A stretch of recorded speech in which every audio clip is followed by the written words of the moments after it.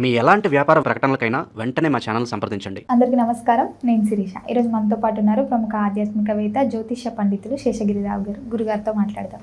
గురుగారు నమస్కారం. నమస్తే అమ్మా. గురుగారు, ఈ డిసెంబర్ మాసంలో ముఖ్యంగా చూసుకుంటే మీన రాశి వారికి ఎలా ఉండబోతుంది అంటారు? మీన రాశి వారికి కూడా చాలా చక్కటి మంచి ఫలితాలు ఈ నెలలో ఎక్కువగా కనిపిస్తున్నాయి.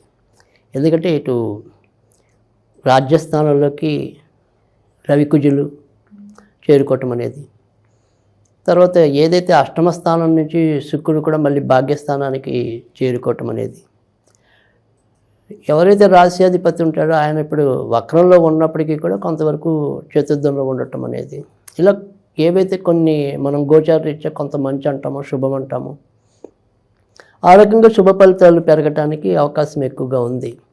అయితే ప్రస్తుతం మనకి ఏదైనప్పటికీ కూడా ఇటు కుంభం ఒకటి, మీనం ఒకటి, మేషం ఒకటి, ఈ మూడు రాశులకి ఏలినాటి నడుస్తూ ఉండటం అనేది ఉంది. కనుక ఆ ఏలినాటి ప్రభావం వల్ల ఏదైనా సరే పనులు అవ్వటంలో కొద్దిగా జాప్యం ఉండొచ్చు. సో ఒక్కోసారి వాయిదా పడవచ్చు, అంతే తప్ప ఖచ్చితంగా విజయం ఉంది అంతిమంగా మాత్రం. సో ముఖ్యంగా మరి భాగ్యాధిపతి వీరికి ప్రస్తుతం రాజ్యస్థానంలో రావటం సో చాలా మంచి జరిగే పరిస్థితి. తర్వాత అంతకితం కూడా అంటే ఇప్పుడు ప్రస్తుతం వీరికి రోగాధిపతి రోగస్థానంలోనే సంచరిస్తూ ఉండటం వల్ల అనారోగ్యాలు అనేది ఉండొచ్చు. ఈ గొంతుకు సంబంధించినవి కానీ ఏమైనా ఇన్ఫెక్షన్స్ కానీ ఇలా వీళ్ళకి కూడా తరచూ వెన్నుకు సంబంధించినవి ఉండొచ్చు. ఆకస్మికంగా ఊబకాయం రావచ్చు. సో అలాంటివి కొంత నియంత్రణలోకి తెచ్చుకుంటారు నెమ్మదిగా.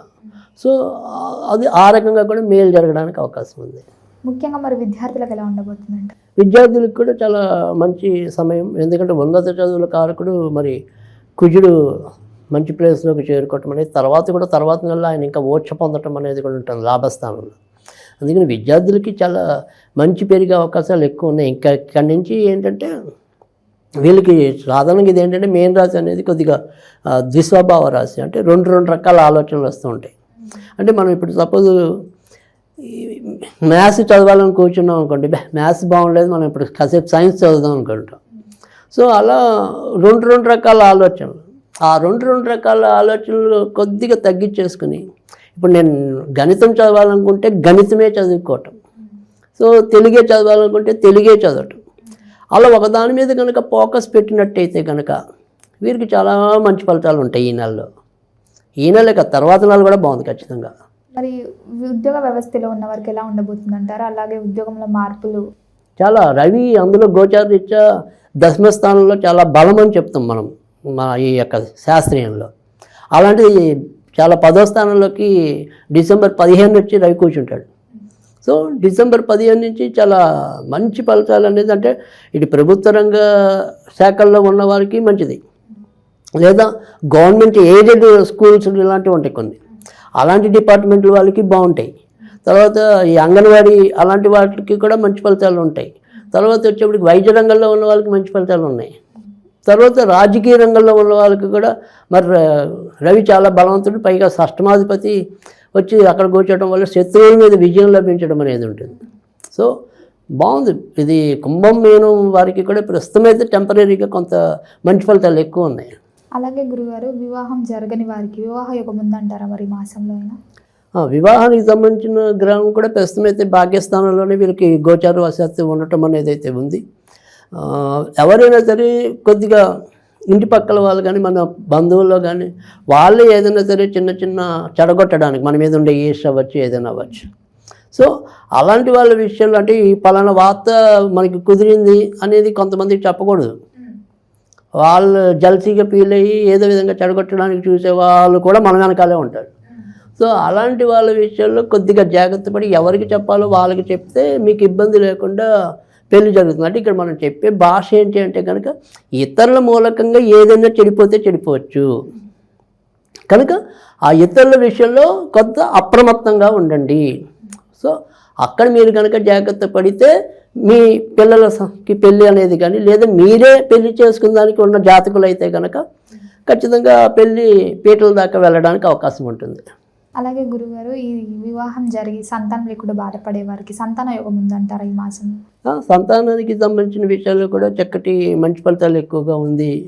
ఆ రకంగా ప్రయత్నాలు చేసినా కూడా సఫలీకృతం కావటం అనేది ఉంది. కనుక రానున్న ఈ 2 నెలలు కూడా ఇటు కుంభానికి మీనానికి కూడా ఎంతో కీలకమైనవి. సో అందుకని ఇక్కడి నుంచి మనం కొద్దిగా ఎఫెక్ట్ అనేది పెడితే ఆ బద్ధకాన్ని తగ్గించుకొని ఖచ్చితంగా విజయం పొందుతారు. ఈ సినీ రంగాల వారికి, కళాకారులకు ఎలా ఉండబోతుంది అంటారు మరి? అయితే సినిమా రంగంలో ఉన్న వారికి కొద్దిగా అవకాశాలు తగ్గవచ్చు, ఏదో రకంగా కొంత పక్కకి వెళ్ళిపోయే అవకాశాలు ఎక్కువగా కనిపిస్తున్నాయి. తర్వాత ప్రస్తుతం ఇటు విద్యార్థులు అవ్వచ్చు, సినిమా రంగంలో ఉన్న వాళ్ళు అవ్వచ్చు, లేదా మనం ఏదైనా సరే ఒక ఉద్యోగంలో ఉన్న వాళ్ళు, ఆడైనా మగైనా సరే, ప్రస్తుతం అష్టమ స్థానంలో శుక్రుడి యొక్క సంచారం వల్ల ఒక్కోసారి తప్పటడుగులు వేయడానికి కూడా అవకాశం ఉంది. అంటే ఏదైనా తప్పు చేయటం కానీ అలాంటివి.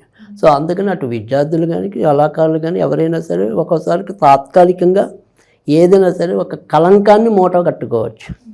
సో ఆ రకంగా కూడా ఒక్కోసారి మనం వెనకపడవచ్చు, ఏదైనా ఇబ్బంది కేసుల్లో ఇరుక్కోవచ్చు.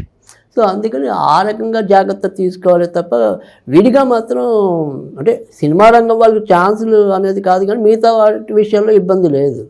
కానీ వీళ్ళకి మళ్ళీ ఛాన్సులు మరి ఎప్పుడు వస్తాయి అనేది కనుక చూసుకున్నట్టయితే కనుక డిసెంబర్ 22వ తారీఖు తర్వాత నుంచి నెమ్మదిగా మళ్ళీ మంచి ఫలితాలు రావటం, అలాగే డిసెంబర్ 22 దాటిన తర్వాత ఇందాక మనం చెప్పే ఏదైనా ఒక అవయోగం అనేది అంటే కలంకితం అవటం కానీ, తప్పులు చేయటం కానీ, అలాంటివి ఏవైతే ఉంటాయో వాటి నుంచి కూడా ముందుకు రావటం. అంటే అలాంటివి ఏదైతే చెడు ప్రభావం ఉంటుందో ఇంకా ఆ చెడు ప్రభావం ఉండదు.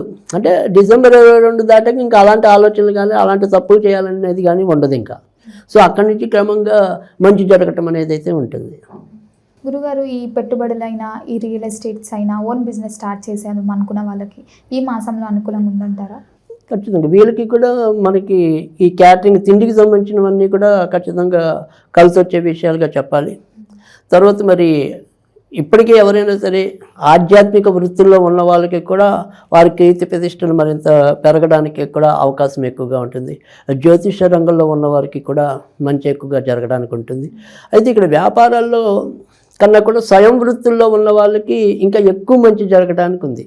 అంటే నాకు పంపులు బాగు చేయడం వచ్చు అనుకోండి, దాని మీద బాగా నేను ఈ నెలలో సంపాదించుకోగలుగుతాను. నేను ఏదైనా సరే ఎలక్ట్రికల్ వర్క్ చేయడం నాకు వచ్చు అనుకోండి, దాంట్లో నేను ఎక్కువ అంటే ప్రత్యక్ష వ్యాపారాల్లో కన్నా కూడా ఇలా వృత్తుల ద్వారా వ్యాపారాల్లో ఉన్న వారికి మరింత సుగుణం అనేది ఈ నెలలో ఉంటుంది. అలాగే గురుగారు, గృహయోగం ఉందంటారా మరి? గృహానికి సంబంధించిన కారకుడు ఎవరైతే ఉన్నారో ఆయన కూడా ప్రస్తుతం అయితే కనుక భాగ్యస్థానంలో ఉండటం, తర్వాత కూడా రాజ్యస్థానంలోకి రావటం అనేది ఉంటుంది. తర్వాత లాభస్థానం కనుక ఈ 2-3 నెలలు కూడా ఇంటికి సంబంధించిన విషయాలు అయితే కనుక చేసుకోవచ్చు. ఎందుకంటే మనకి ఏలినట్స్ వల్ల ఇప్పుడు మనం ఈ నెలలో ఇల్లు అంటే ఈ నెలలో కుదరకపోయినా కనీసం వచ్చే నెల ఉంటుంది. ఎందుకంటే రాబోయే 3 నెలలు వీళ్ళకి అనుకూలంగా ఉంది కదా ఇంటికి సంబంధించిన విషయాల్లో.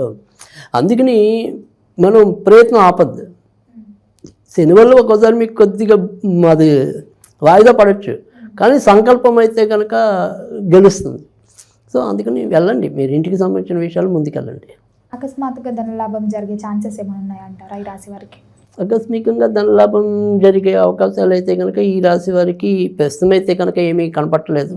సో వచ్చే నెలలో కొంతవరకు అలాంటి ఛాన్సులు ఉండే అవకాశాలు ఎక్కువ ఉంటాయి. అలాగే గురుగారు, ఈ మాసంలో వీరికి ఆరోగ్యపరంగా అలాగే ఆర్థిక పరంగా ఎలా ఉంటుంది, ఎలాంటి జాగ్రత్తలు తీసుకోవాలి? ఆరోగ్యపరంగా అయితే ఇందాక మనం చెప్పుకున్న అన్ని ఇటు ఉద్యోగస్తులకి, స్వయం వృత్తుల్లో ఉన్న వాళ్ళకి అందరికీ కూడా ఎంతో కొంత లాభాలు పెరిగే అవకాశాలు ఎక్కువగా ఉన్నాయి. సో ఎవరైతే పదోన్నతుల కోసం కానీ, ఉద్యోగ జీతపత్యాల పెంపుదల కోసం కానీ ఇటు ఎవరైనా ఉన్నా కానీ వాళ్ళకి కూడా మంచి జరగడానికి ఉంది. సో ఇప్పటికే మనకి ఏదైనా ఇటు కొంత ఈ గవర్నమెంట్ వాళ్ళు కూడా కొంత ఈ డిఏలు పెంచడం ఇలాంటివి కొన్ని మనకి చెప్తున్నారు కదా. సో అది ఒక్కోసారి ఆచరణలోకి వీళ్ళకి ఈ నెలలో వచ్చి అదృష్ట యోగాన్ని కూడా ఎక్కువగా కలిగించడానికి అవకాశం ఉంటుంది. ఆర్థికంగా చెప్పుకోదగిన ఇబ్బందులు లేవు, ఇంకా తగ్గుతాయి. అంటే గత నెలల్లో మనకి బాగుండని గోచారం ఉంది కాబట్టి అప్పటిదాకా మనం ఏదైనా సరే అప్పు చేసింది కానీ, కొంత ఇబ్బంది పడింది కానీ ఏదైనా ఉంటే ఆ అప్పులు కొంత తీర్చుకోవడానికి ఒక మార్గం ఏర్పడటం అనేది జరుగుతుంది. ఇంకా ఆరోగ్యం అంటారా, ఆరోగ్యం అనేది 7 నక్షత్రాల ప్రభావం వల్లే వీళ్ళకి కూడా వస్తే అది గొంతుకు సంబంధించిన విషయాల్లో కొంతవరకు రావడానికి ఉంటుంది. తర్వాత ఎవరికైనా సరే మూత్రానికి సంబంధించిన ఇన్ఫెక్షన్స్ కానీ, డయాబెటీస్ ఉంటే కనుక అది కొంత నియంత్రణలో లేకపోవటం కానీ అలాంటి ఇబ్బంది ఉంది. అంటే అంతర్యేంద్రియాలకు సంబంధించిన విషయాల్లో కొంతవరకు ఇబ్బంది పడే సూచనలు ఉన్నాయి కానీ బట్ ఓవరాల్గా అయితే ఓకే. ముఖ్యంగా చూసుకుంటే రైతులకు ఎలా ఉండబోతుందంట? రైతులకు కూడా ఇది ఖచ్చితంగా మంచి సమయంగా చెప్పాలి. అందులో మనం ఏదైనా వ్యాపారం చేసినా కూడా తిండికి సంబంధించినవి కూడా మనం చెప్పాం. సో ఈ తిండికి సంబంధించిన విషయాల్లో కూడా వీళ్ళకి మంచి ఉంటుంది. మనకి అన్నదాత మరి ఆయనే కదా. సో అందుకని ఖచ్చితంగా మేలు జరగటం అనేది అయితే ఉంటుంది. మొత్తం మీద చూసుకుంటే గురుగారు, ఈ మీనరాశులు ఎవరైతే విదేశాలకు వెళ్ళాలని ప్రయత్నిస్తున్నారో వారికి ఈ మాసం అనుకూలంగా ఉందంటారా మరి? ఖచ్చితంగా ఈ నెల అనుకూలకంగానే వీళ్ళకైతే ఉంది. ఈ నెలే కాదు, గత కొద్ది నెలల నుంచి కూడా విదేశాలకు వెళ్ళాలి అనుకునే వాళ్ళకైతే కనుక మంచిగానే ఉండటం అనేది అయితే జరుగుతుంది. అయితే ఇప్పటికే విదేశాలకు వెళ్ళి అక్కడ ఏదైనా ఇబ్బంది పడుతున్న వాళ్ళు కానీ, లేదా ఉద్యోగ ప్రయత్నాలు చేస్తుంటే అవి ఎప్పటికీ నెరవేరబడని వాళ్ళు కానీ, అలాంటి వాళ్ళకి కూడా ఎంతో కొంత ఈ నెల సానుకూలమైన పరిస్థితులు రావడానికి కూడా అవకాశం ఎక్కువగా ఉంది. గురుగారు, ఈ మాసం అంతా మీనరాశి వారికి ఇంకా అనుకూలంగా ఉండాలంటే ఏ దైవాన్ని పూజించమంటారు, ఎలాంటి పరిహారాలు చేయాలంటారు, వీరు ఏదన్నా ప్రారంభించాలనుకుంటే వీరికి ఏ రోజులు కలిసి వస్తాయి అంటారు? ఇది వీరు కూడా ఈ నెలలో ఎక్కువగా సుబ్రహ్మణ్య స్వామికి సంబంధించిన పూజలే ఎక్కువగా చేసుకుంటే కనుక మరింత మంచి జరగడానికి ఉంటుంది. ఇక కలిసి వచ్చే రోజుల్లోకి వచ్చేప్పటికి ఏంటంటే సోమవారం, మంగళవారం, గురువారం వీరికి ఎక్కువగా కలిసి రావడానికి ఉంది. ఇంకా ఈ నెలంతా కూడా వీళ్ళు సాధ్యమైనంత వరకు నల్లటి నలుపుకు వీళ్ళు కూడా దూరంగా ఉండటం అనేది చెప్పదగిన సూచన. గురుగారు, మొత్తం మీద ఈ మాసం అంతా మీనరాశి వారికి ఎలా ఉండబోతుంది, ఎలాంటి జాగ్రత్తలు తీసుకోవాలి, ఏ దైవాన్ని పూజించాలో తెలియజేసినందుకు ధన్యవాదాలు.